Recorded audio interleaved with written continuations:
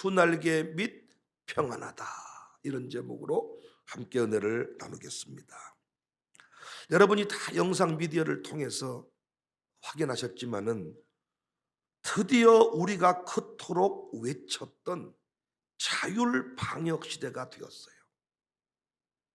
자율 방역 시대라 함은 정부가 모든 바이러스 감염 환자를 일괄 통제, 일괄 격리, 치료하는 것이 아니라 중증 환자만 직접 관리하고 나머지는 스스로 증상을 살피면서 치료하라는 것입니다. 정부는 의지를 가지고 치료하겠다는 사람을 돕겠다는 거예요. 이제는 동네 병원 가서도 우리가 증상을 이야기하고 치료받을 수 있는 시대가 되었습니다. 그렇게 교회들이 소송을 하고 목사님들이 건의를 해도 꼼짝도 하지 않았던 정부가 방역 지침을 급기야 수정하게 되었어요. 여러분, 이렇게 수정하게 된 것은 크게 두 가지 의미가 있습니다. 첫 번째 의미는 바이러스는 인간이 주님 오시는 그날까지 해결할 수 없다는 것의 선언입니다. 분명히 기억할 것입니다. 2019년 12월 중국 우한에서 발생한 바이러스성 호흡기 질환. 저는 이걸 감염력이 빠른 감기다 이렇게 해석을 했는데, 처음 정부가 얼마나 당당했습니까? 의사들이 중국에서 들어오는 사람들을 빨리 막아야 됩니다.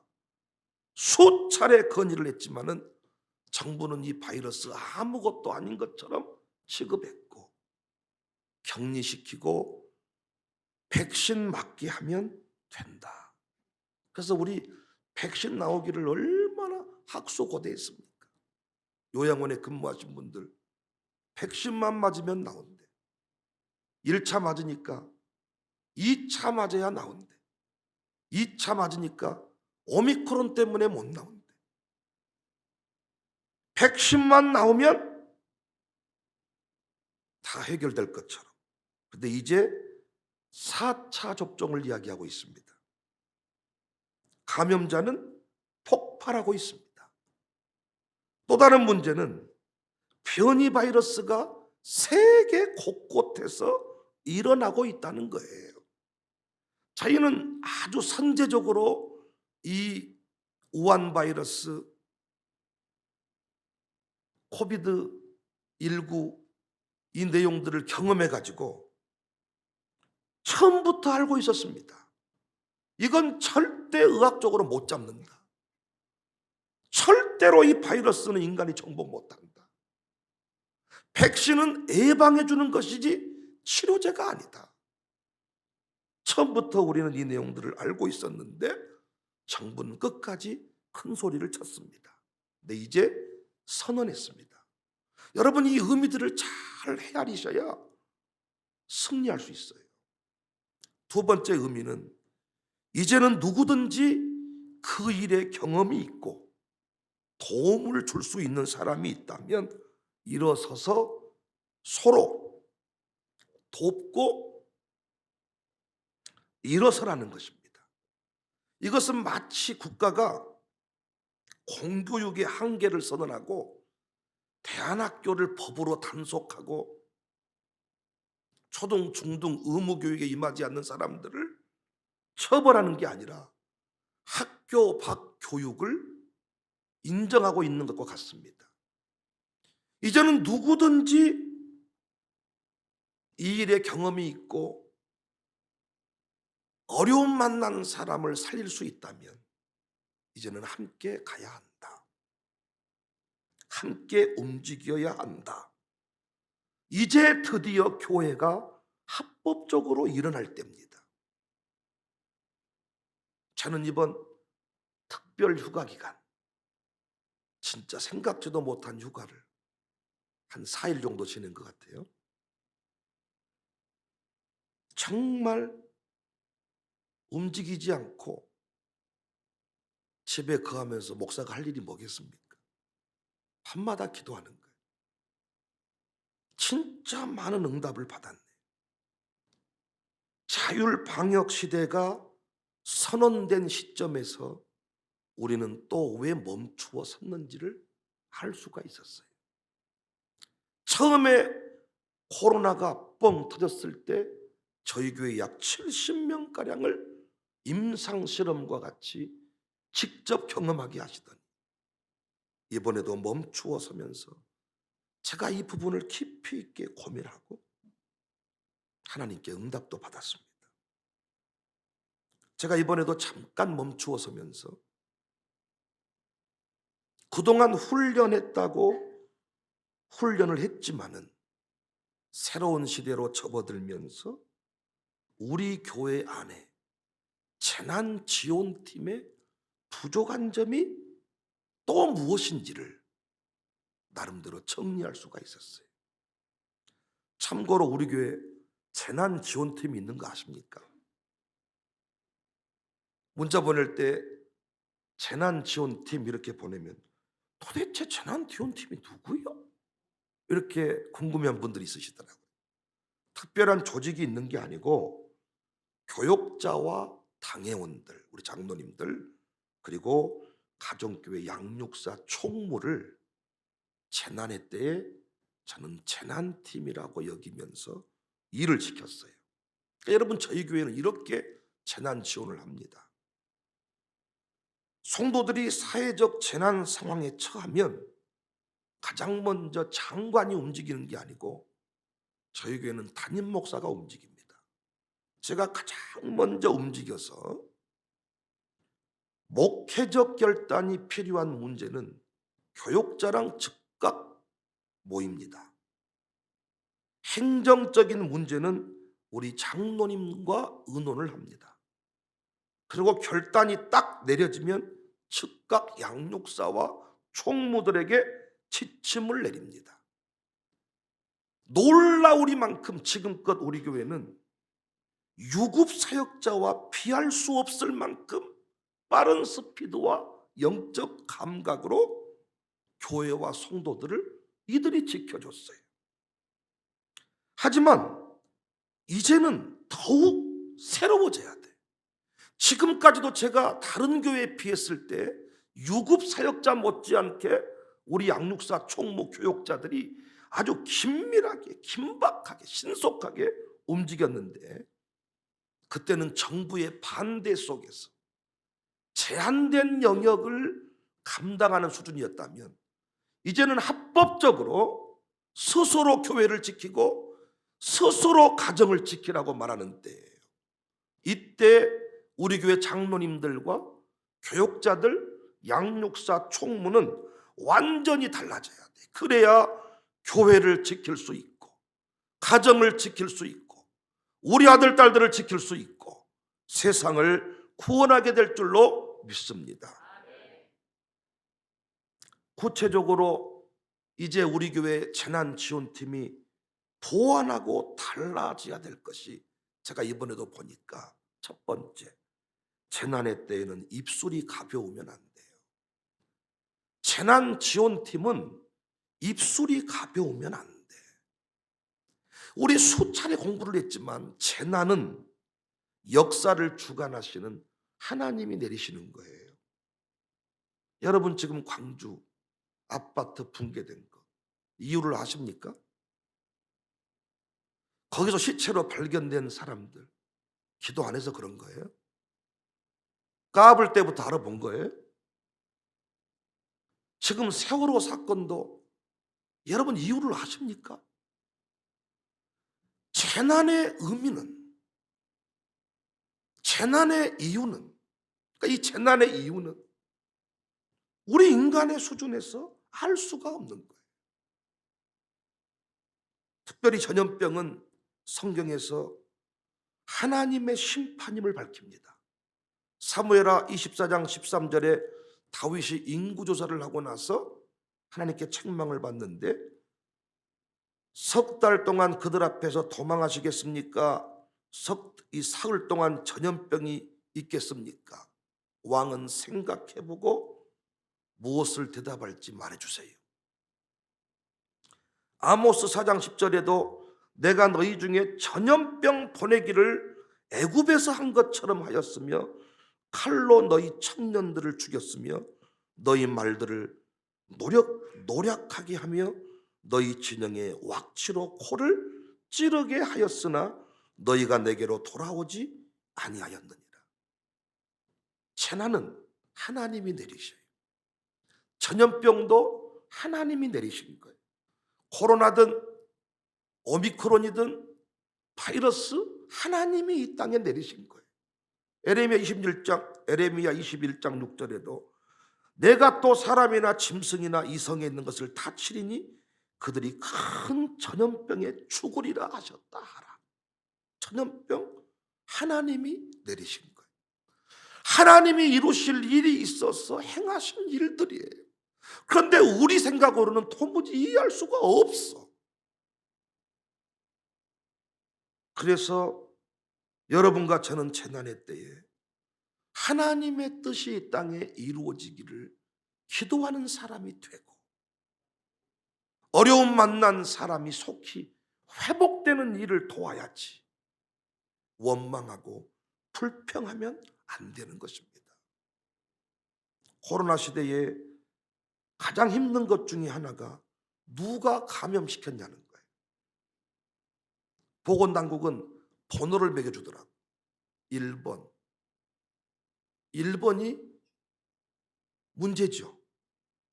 근데 여러분, 이 1번은 어디서 감염된 거예요, 그러면? 이 1번. 저는 그래서 앞으로 이렇게 하려고 그래요. 자꾸 교회 내에 어떤 바이러스 문제로 불평하는 사람들이 자꾸 있는데 생각을 해보십시오. 매일 새벽 예배 나온 사람이 교회 안에서 감염 증상이 일어났다.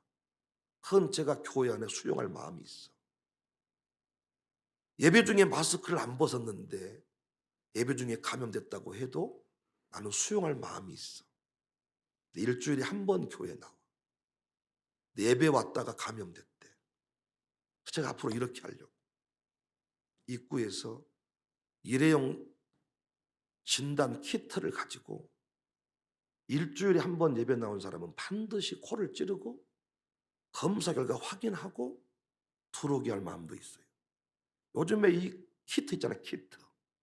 이거 거의 100%입니다. 조작을 잘못해서 실수한 것 제외하고는 거의 100% 잡아내거든요. 그러니까 정부가 오미크론도 정리하려면 간단해버려. 재난지원금 10만 원씩 주는 것 말고 그것이 하나에 15,000원 하든가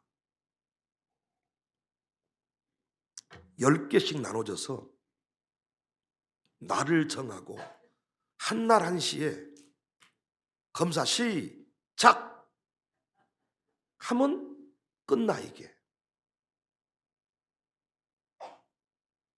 아니 지가 가지고 들어왔는지도 몰라, 바이러스를. 그럼 예배 드리고 가서 몸살 났다고 교회에서 감염됐대. 이게 여러분, 아니 일주일에 한 번 왔다니까 교회를. 애식장 뭐 직장 어디 별 군데를 다 다니고 예배 한 30분 늦게 오니까 또 일찍 가니까 끄트머리 살짝 앉았다 갔는데, 그래서 간단한 것은 입구에서 딱 검사하고 양성 판정 받은 사람은 가서 비대면 예배 드리고 들어오게 하면 돼. 제가 하고 싶은 이야기는 불평한 사람 코 찌르겠다는 게 아니라 모른다고. 몰라. 어디서 어떻게 감염이 되었는지 몰라. 우리는 하나님 믿는 사람이잖아. 여러분과 제가 감염이 되었다면 하나님의 이루실 역사가 있기 때문에 고난도 간증이 되고 고난도 성장의 통로가 되는데, 왜 재난지원팀 급에 선 사람들이 교회에 어려운 일이 생기면 입술을 함부로 놀리는가? 전 이번에도 잠깐 3일 동안 멈췄다가 예배드립시다 했더니 벌써 무슨 말들이 들리기 시작하더라. 누가 열이 났다는 둥, 여러분도 지금 한번 체크해 볼까요? 누가 열이 난 게 중요한 게 아니야. 마스크를 쓰고 사람을 안 만나도 열 나는 사람은 어떤 사람이야? 확진자하고 한 집에 살았는데 문제 없는 사람은 어떤 사람이야? 백신 3차까지 맞고도 뚫린 사람은 또 어떤 사람이야? 그래서 이때는 함부로 입을 올리면 안 돼. 저는 참 제가 원래 멍청한데 하나님의 지혜로 참 그거 잘했어요, 제가. 코로나 확진자 70명. 제 이름으로 부모님 제외하고 치료 중에 이름 밝히지 않았습니다. 자기 때문에 그 사람이 격리되고 있는지도 모르는데 반대로 생각하더라. 너 때문에 내가 큰일 날 뻔했다는 거예요. 아마 제가 이름 다 공개했으면 돌 맞아 죽을 사람도 있었을 것이고 시험 들어서 죽은 사람도 있었을 겁니다. 그런데 끝날 때까지도 추억처럼 이제 얘기하는 사람들이 있지만 모릅니다. 어디서 어떻게 왜 이렇게 저는 그렇게 말하지 않았습니다. 즉각 공유방을 만들고 그분들의 회복을 도와줬습니다. 앞으로도 재난지원팀, 우리 장로님들, 교육자들, 교육자와 함께 사는 사모님들, 그리고 양육사, 총무들, 교회가 어려운 일을 만나거나 사회적으로 시끄러운 일이 생기면 입술을 딱 다물고 회복에 집중하는 성숙함이 있기를 바랍니다. 두 번째는 거짓 정보를 흘리는 거짓 선지자와 같은 자들의 유의를 해야 돼. 재난의 때 예수님 뭐라고 말했어요? 거짓 선지자를 유의해라. 일명 기레기 같은 자들, 찌라시 수준의 정보를 사실인 것처럼 나르는 사람이 있다는 거예요. 우리 교회 이 부분에서 진짜 훈련 잘 됐죠. 무슨 일이 생기면 담임 목사가 재난 지원팀을 가동한다 그랬잖아요. 필요시에 아까 말씀드린 분들을 다 모이게 하든지 아니면 여의치 않으면 정보 공유방에다가 소상히 제가 육하원칙에 따른 내용들을 올려드립니다. 그러면 우리는 그 정보만 믿습니다. 앞으로도 문제가 터질 때 담임 목사가 재난팀 이름으로 정리한 내용만 믿으면 돼. 또 목사가 공개한 수준에서까지만 움직이면 돼. 마귀는 항상 상호 불신을 만들고 분열하게 만든다는 것 외에 어떤 목적도 없음을 잊으시면 안 돼. 어려움의 때일수록 믿을 사람은 담임 목사밖에 없다. 이걸 분명히 알고 여러분이 움직이셔요. 저희 교회가 어떤 어려움 만나도 지금까지 다 일어서게 된 것들이 이런 훈련 때문입니다. 오늘 본문은 여러 차례 지나가면서도 인용이 되었고 실제 본문 전체를 공부한 적도 있습니다. 오늘 본문 시편 91편의 저자에 대한 견해는 두 명으로 압축이 돼요. 신명기 32장, 33장과 내용의 비슷함을 들어서 모세로 보는 견해. 또 한 견해는 백성을 계수한 채로 일어난 온역의 때 다윗의 기록으로 보는 견해. 모두 다 타당한 견해입니다.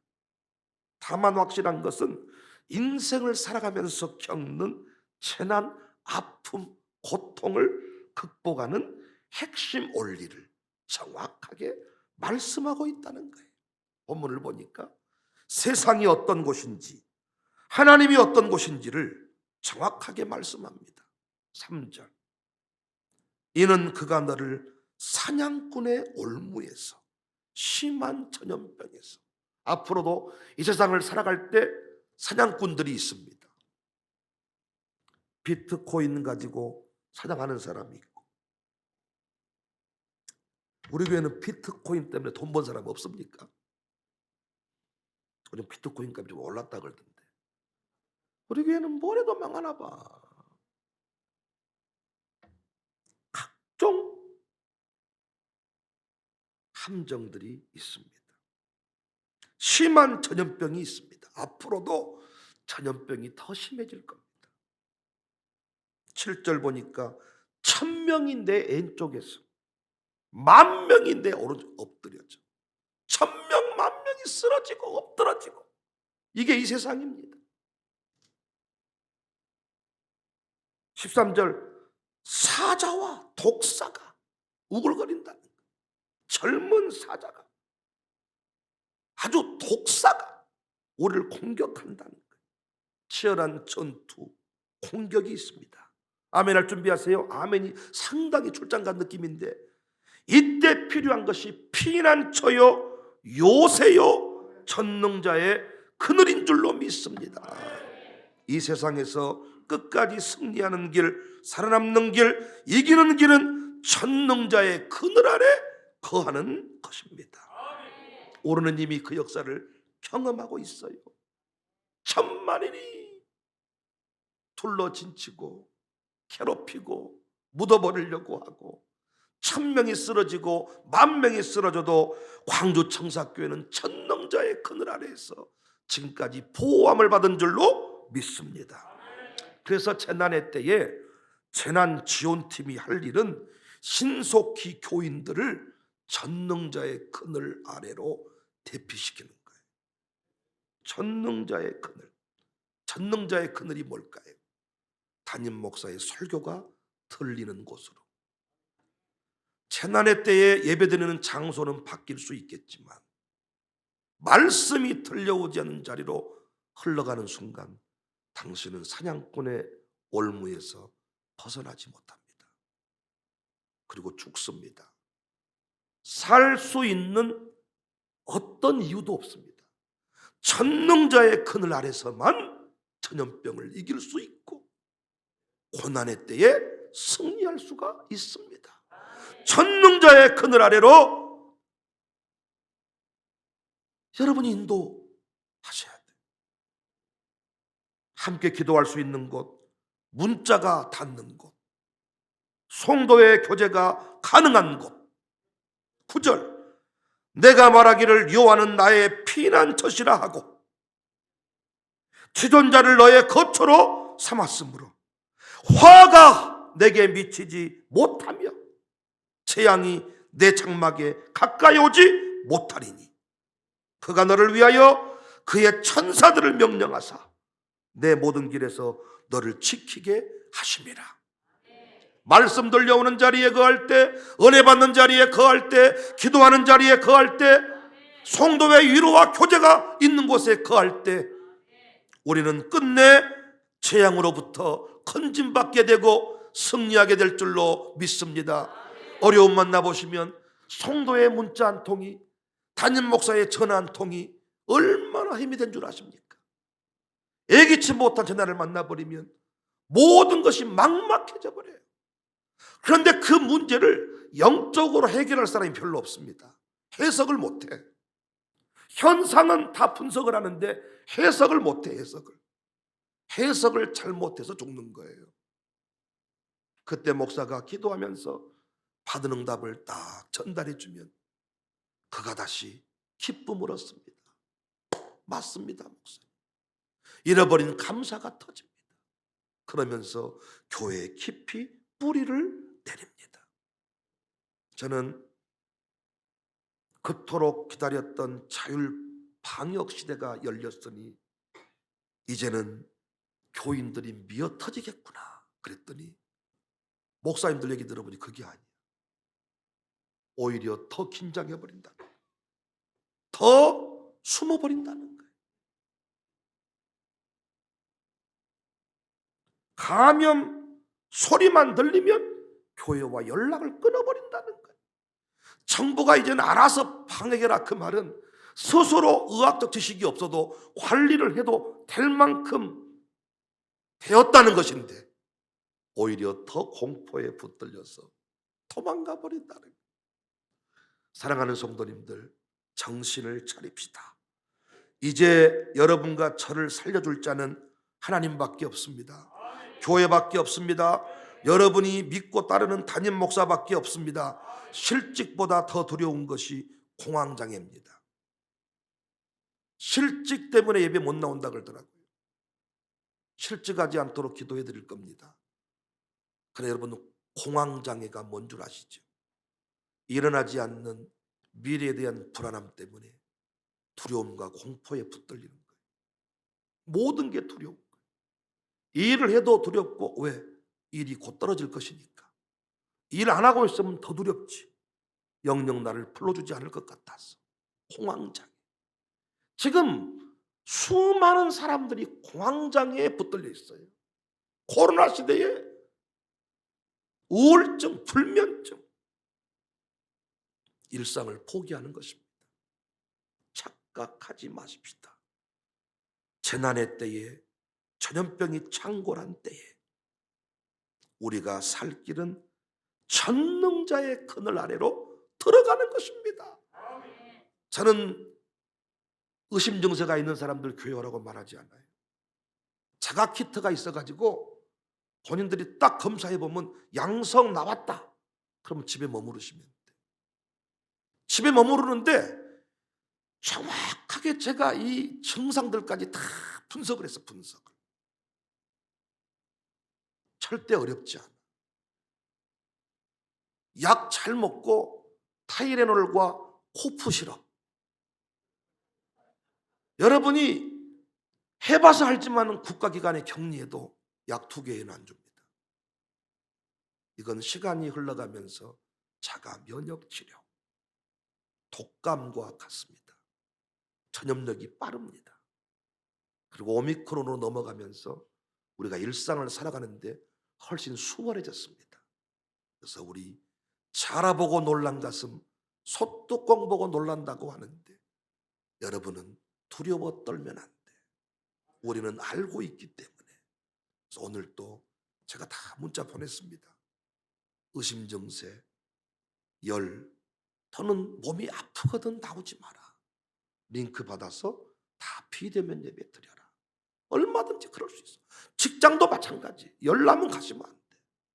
몸이 이상 증세 있으면 양성 딱 나오면 집에 머무르시면 돼.